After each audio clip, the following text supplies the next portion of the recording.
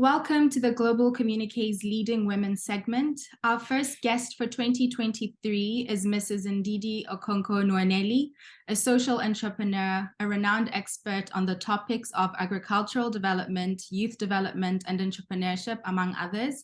She is a public speaker and an author. Ndidi has worked with leading international companies and organizations. She is the co-founder and executive chair of Sahel Consulting, the founder of Ace Foods and Leap Africa. She has received numerous honors. Among them, in 2011, she was listed by Forbes as one of Africa's power women. The Nigerian government honored her with a national honor, the Member of the Federal Republic. She serves on multiple boards and was most recently appointed as one of the members of the 2022 to 2023 Sub-Saharan Africa Advisory Committee of the U.S. Export-Import Bank. Thank you, Ndidi, for joining us today. My pleasure. It's great to be here. I will start with a general question. What would you say is the general outlook on agricultural development in Africa as we sit here in February 2023? Well, I would say that Africa is naturally endowed for agricultural excellence. We have fertile soil, amazing weather, and so many other conditions that should make agriculture and the real source of wealth, job creation, youth employment, innovation, etc. But we have been hit by three critical crises. The first is climate change. Climate change is devastating farmlands across Africa. We're facing droughts and floods and unprecedented temperatures. And unfortunately, that has set us back many, many years. The second is crisis.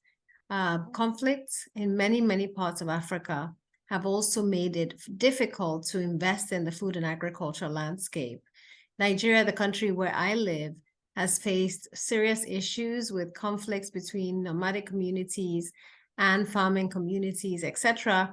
And that has made it quite difficult to continue to sustain the growth and the tremendous potential in the sector. And the third is really the challenge around our historical baggage, which has made us more of exporters of commodities and importers of finished products.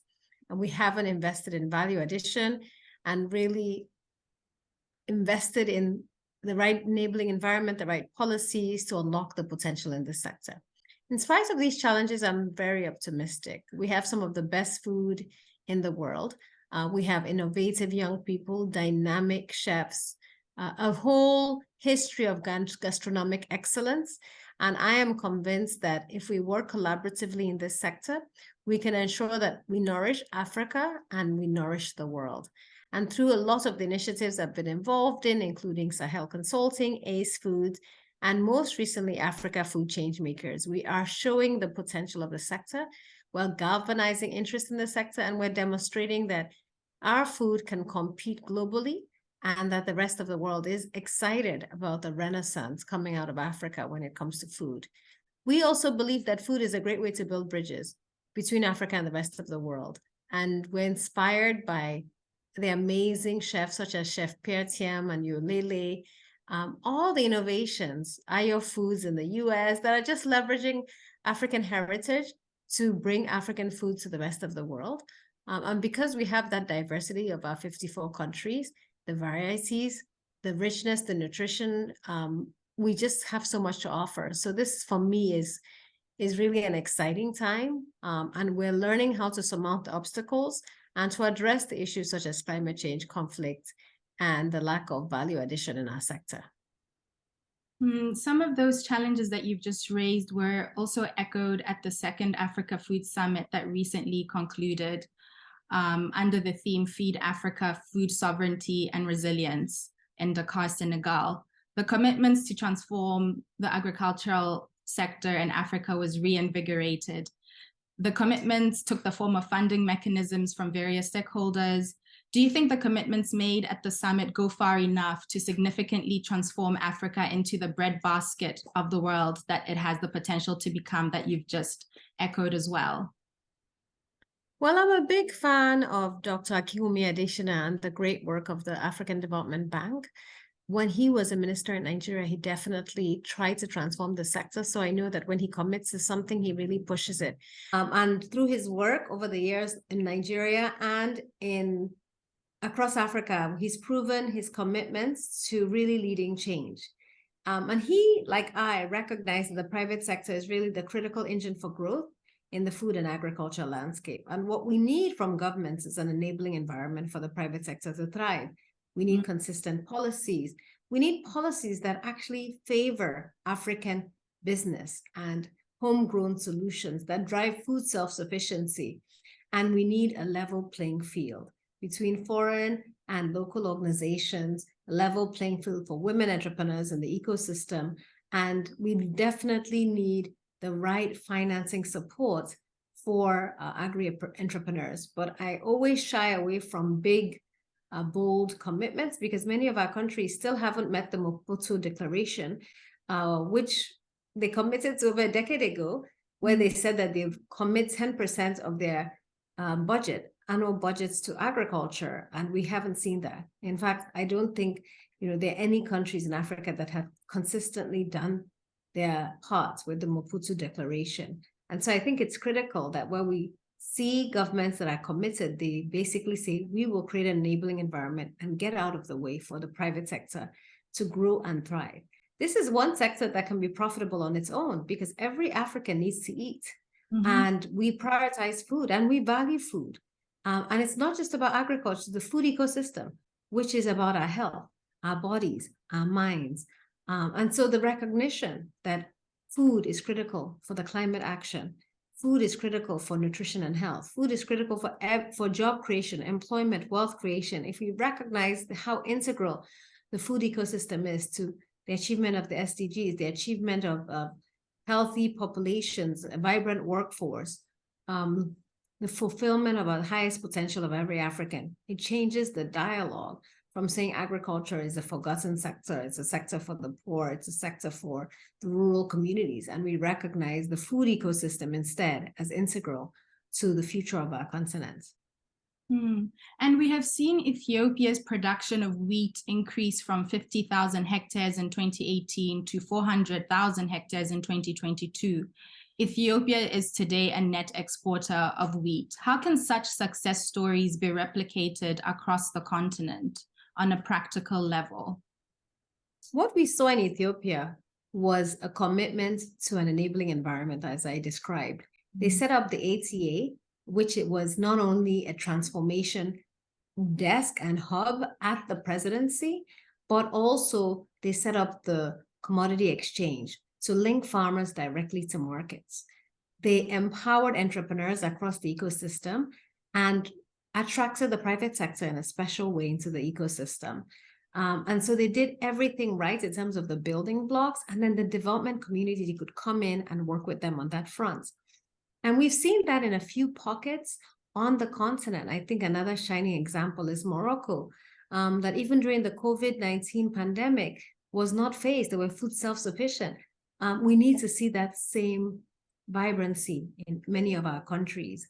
And it's not just about wheat, it's about local indigenous crops where we have a competitive advantage. Ethiopia has fantastic teff. Teff is a very good replacement for wheat globally. It's gluten-free, it's nutritious. Why can't teff compete with wheat globally? The same with all our other value chains. And we look in Nigeria, cassava flour, cassava itself is a great alternative, right? So we have many indigenous crops that need to be scaled and need to be celebrated across the world so that we're not dependent on other countries for our livelihoods. This Ukraine-Russia war sent so many African countries basically begging cap in hand for fertilizer subsidies, for wheat allocations. We're like, why? Why do we need to be dependent on countries outside our region when if we actually foster the production of food and trade with each other and add value so that we don't waste 40 to 60% of our fruits and vegetables and 10 to 30% of our grains, we can become a self-sufficient continent easily. And that's why we need to change our mindset and really invest in local value addition, local production, and trade.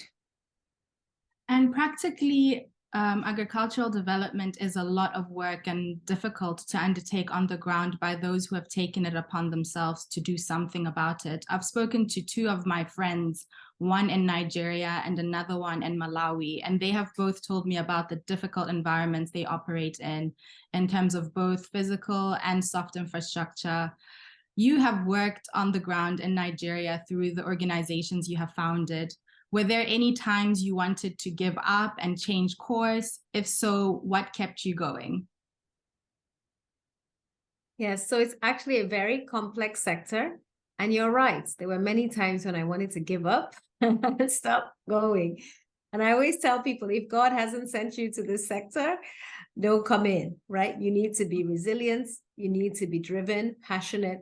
And you really need to believe that this is where you're called to be and to love what you do. I'll say there are two examples. One is when we started our company, Ace Foods. I'm the co-founder along with my husband, and we incorporated a beautiful brand name, Ona, which means jewel in Igbo. We're going to make jams and baby food and pureed vegetables and all sorts of healthy, great products. And we had great branding, and we had actually applied for a trademark and received it. And then very soon after, another company, much larger company, sued us for that brand name. They said our name was too similar to theirs, and they didn't have a trademark, but we did. And it was so scary because they were threatening us. It wasn't even a polite process. Wow. And we had a board, and that's what I always tell young entrepreneurs: always have a board when you're starting. So we presented this issue to the board, and the board said, nobody knows that brand name yet.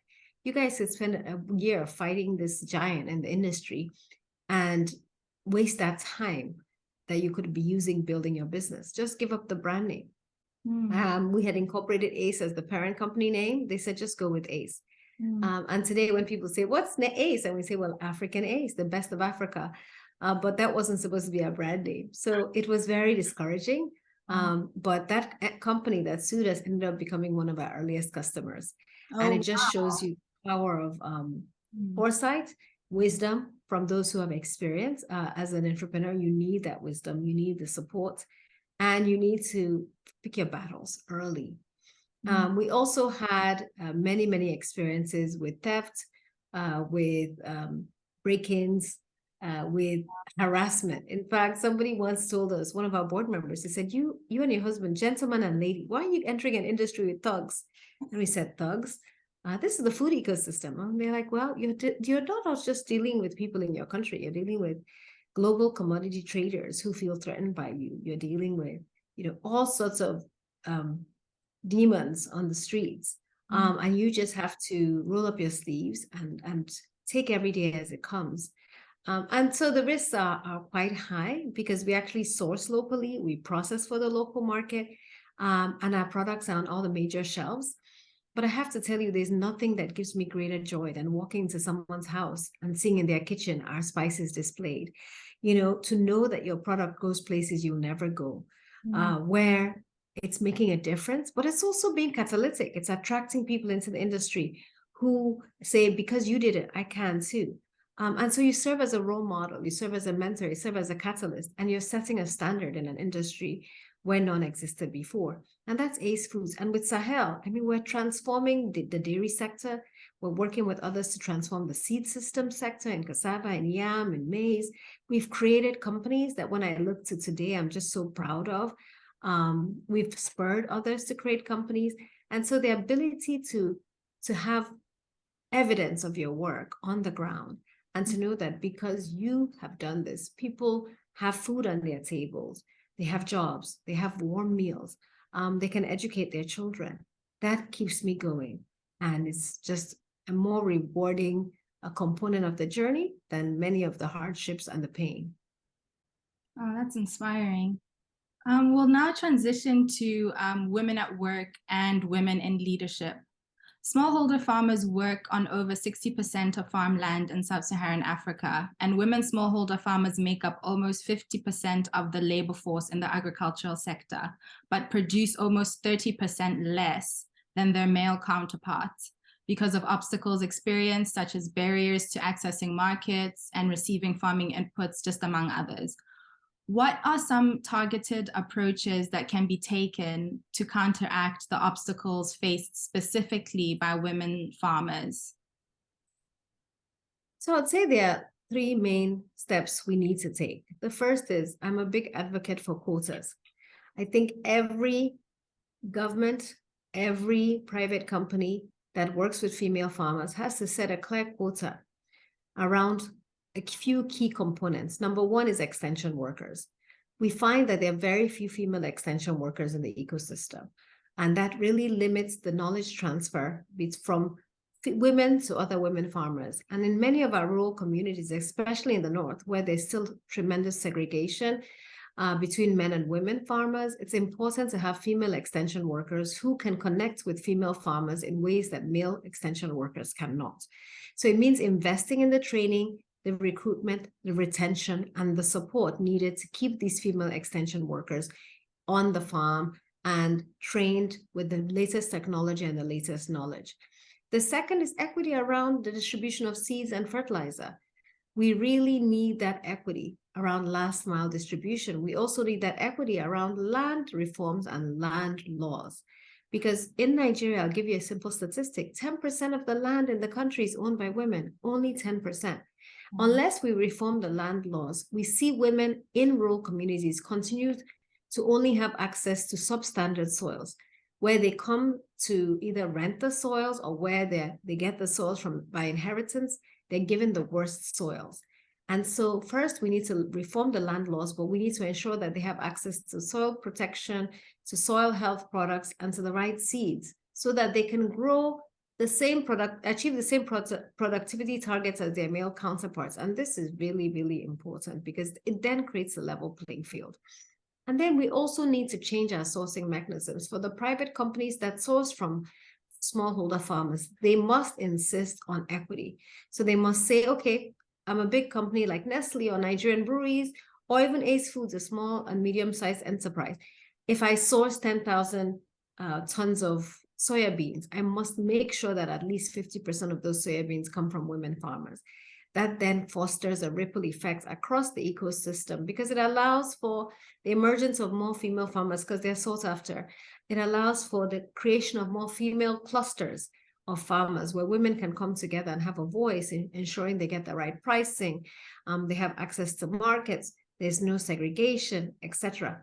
And I think private companies that have off-taker models, that have outgrower models, have an important role to play in ensuring that they track the percentage of volumes that come from female farmers. They insist on equity and those quotas, and they partner with female-led clusters to improve their productivity and output.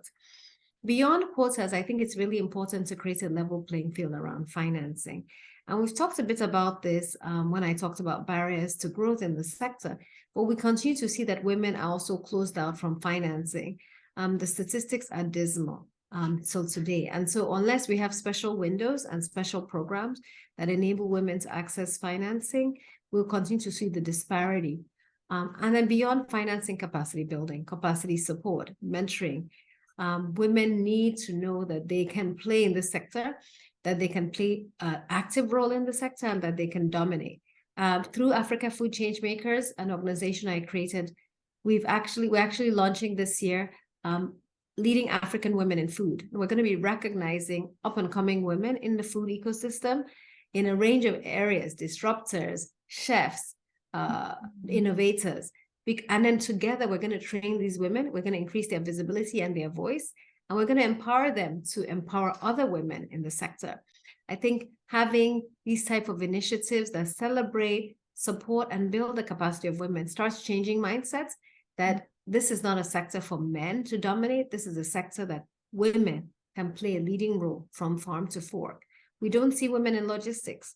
We don't see large truck owners that are female. We don't see women in financing of agriculture. We don't see women in inputs. We see women in primary production and at the rural markets where the margins are so thin. We need to see women leading across the board. Absolutely.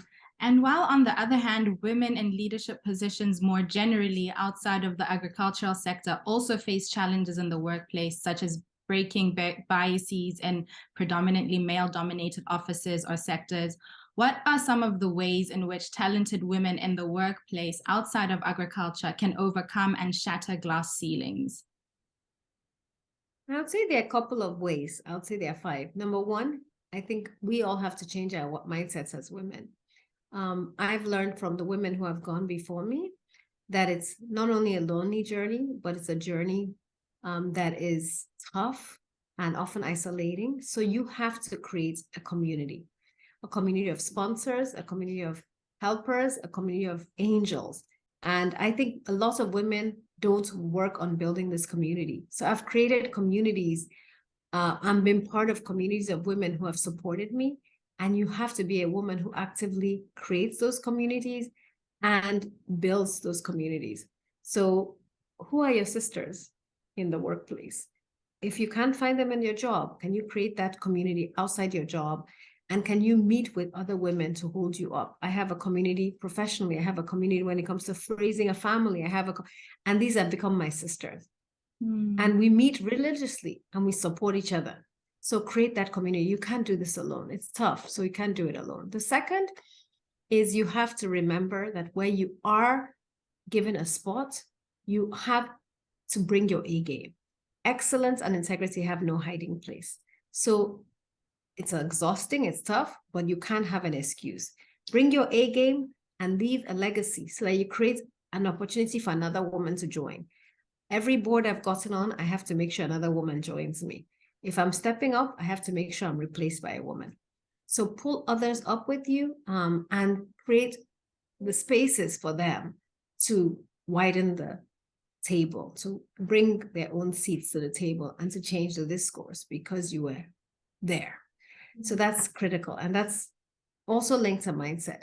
And number 3, I think we really have to invest in building expertise. I tell women, many people said, Ndidi, you're crazy. You've narrowed your focus to food and agriculture. It's too narrow. And I have to tell you, it's a winning strategy. What are you going to be recognized for as an expert globally? What do people need to call you upon for your mind, for your thoughts? If you feel you have a passion and you're called in an area, deepen your knowledge in that area. Write about that info, what you know. Write op-eds, write articles, write books. Become an authority on something and aim to be the best in the world at that thing. Because we need more African women experts at the table, raising their voice, shaping policy, and ensuring that they represent those who are not at the table, but they also shape the discourse and the policy landscape. And so I believe developing expertise, mastery is critical. And number 4, cultivate sponsors, mentors, and advocates. Early in my career, I heard someone say, every woman needs 3 people in their life. They need a critic, they need a champion, and they need a mentor. And I thought, critic? Yes, you need someone who tells you the truth all the time. Appoint them. That person who can tell you you're out of line, that skirt is too short. Why did you say that? And they're coming from a place of love and they help you become better. You need a champion because the days you want to give up, they say, Ndidi, you're great. Mel, you're fantastic. You can do this. Don't give up. I believe in you. But you also need a role model, a mentor, someone who has proven that they can do it. Now, you can't find one person who has all of those 3 things. And even with mentors and role models, I have one for marriage who's been married for 50 years. I have one for raising children who has fantastic, accomplished children. I have another one in professional life. So you can't expect one woman to be perfect in all of those areas. But it's important to have people who have done it because it makes you believe you can do it. And you can find those people in unusual places. I've had mentors who are my college professors, mentors who I'm keeping in touch with today, who were my earliest bosses. Think through your life and how you've cultivated and stayed in touch with women who have held your hand along the way. And how do you maintain your relationship with them as you rise up? And how do you pull other women up as you're also going up? Reverse mentoring is the final thing. Many of us are getting old and we need young people around us who can teach us a thing or two, who can also sharpen our sword and who can help us navigate new territory. And I believe having young people in my life who mentor me is also really critical. So those are some tips for you all ladies. You can break the glass ceiling and you can achieve your highest potential. But remember, a friend said, when you break the glass ceiling, glass falls on you and you have scars. So surround yourself with women who help heal those scars as well.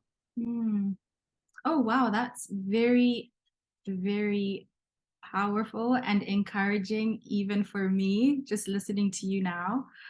I have now just one last transition into your personal career journey, and I have two final questions in this area.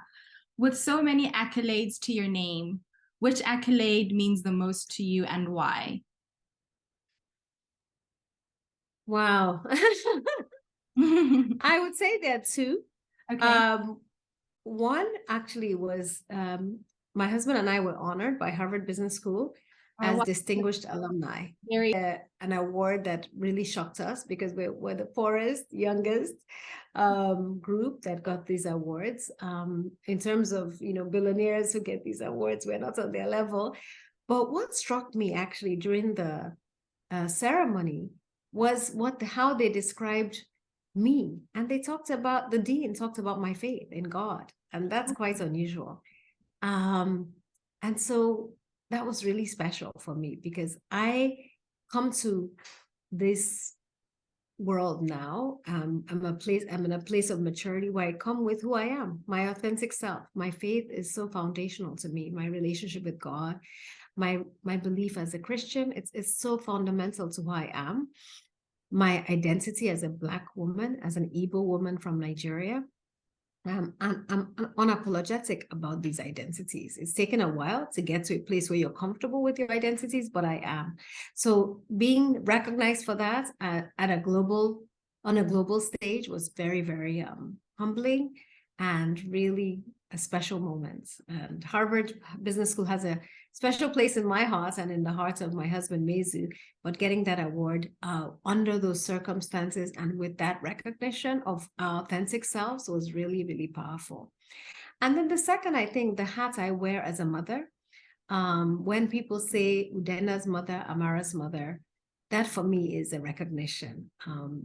I always tell my kids, I said, I've done a lot of things I wanted to do. I want to see my children achieve their highest potential. I want to see them thrive.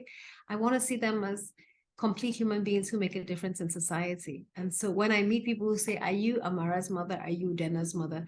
For me, that's the biggest accolade and makes me very proud. Oh, that's very sweet. And as such an accomplished woman, what are some of the difficult challenges you have had to overcome in your journey to the top? What did you learn from those challenging times, and what was your driving force in those moments? It's really trying to balance it all without dropping balls. It's really tough to be a wife, a mother, a daughter, a sister. And in our part of the world, you are really pushed on many, many fronts.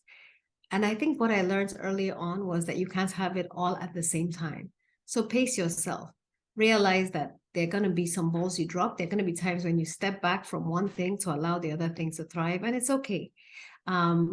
Hopefully we'll have long lives. And so you will have the opportunity to fulfill all of the destinies and all the gifts that God has bestowed upon you. So you can't have it all at the same time, but you can have it all. Be patient with yourself, be patient with your journey. Yeah, we'll leave it here. Thank you, Ndidi, for the time you've taken. Thank you so much.